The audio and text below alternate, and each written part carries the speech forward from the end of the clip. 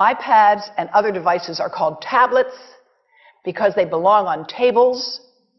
They are tested 20 centimeters away from that big guy that I showed you before. 20 centimeters away. They are not approved to be held in the laps of little children, although millions of kids are having them now in schools because the people involved in educational technology and those involved in public health research are not talking to one another. Because if they were, they would understand that you're giving children a two-way microwave radiating device, and if you must give them such a device for learning purposes, put it on airplane mode so that it's not sending and receiving signals as it does otherwise. Now, this is some new modeling, again, that we've developed with colleagues in Brazil, and we can share with you how we've done it. We first start out with the MRI and create the model with 1 millimeter voxels, and this is quite a bit of work goes into creating this, and here is what it looks like after a period of 6 minutes. And that's really not as bad as it might look because you see the red area only gets partway through the eye of the adult, right?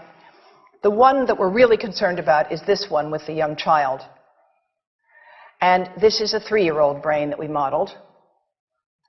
And you see that by the end of that 6-minute call, the peak radiation, yellow and red, is getting all the way into almost both eyes.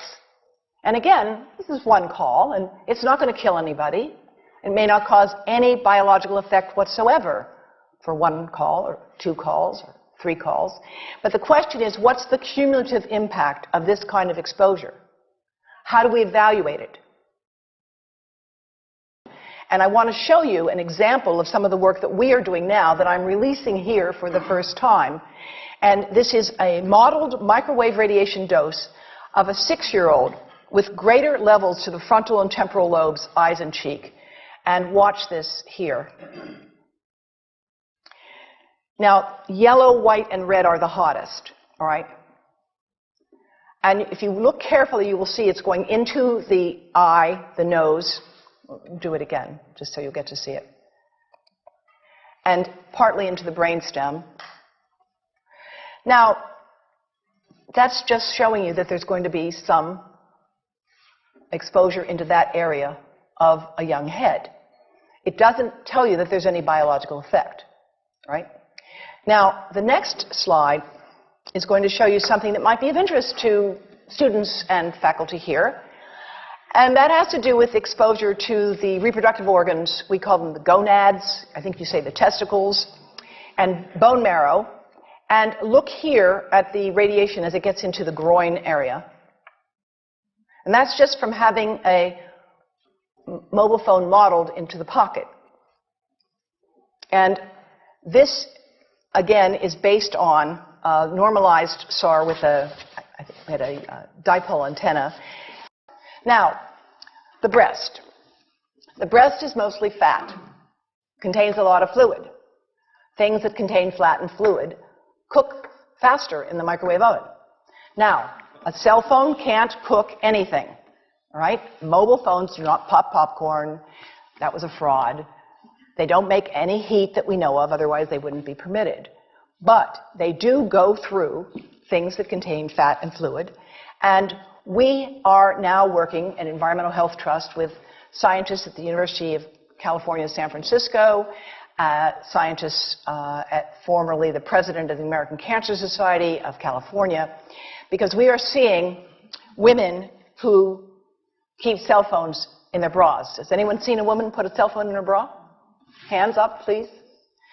Please tell them you've heard now why they shouldn't do that. And here I want to show you our first case report from 2009, and we now have many more. This was a Chinese-American woman who used her cell phone 4 hours a day in her bra for 10 years while she was driving. Now, and you drive with a phone on your body.